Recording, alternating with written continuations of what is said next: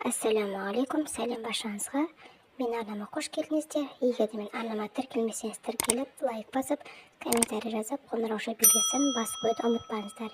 Мен бүгін сіздерге үй жағдайында кептірілген сарымсақтың жасалу жолын көрсететін боламын. Алдымен жуылған, ашылған, тазартылған сарымсағымызды дұрыстап, тазалап алып, оларды жұқа етіп, кесіп алып, пергамент қағазына не болмаса фольгаға жайып аламыз. Кейін оларды әселпештікке салып 80 градусқа кептіріп аламыз.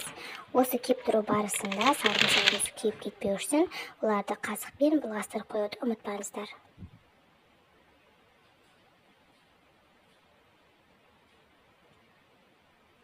Дайын болған сарымсағымыз осымен алып шығады.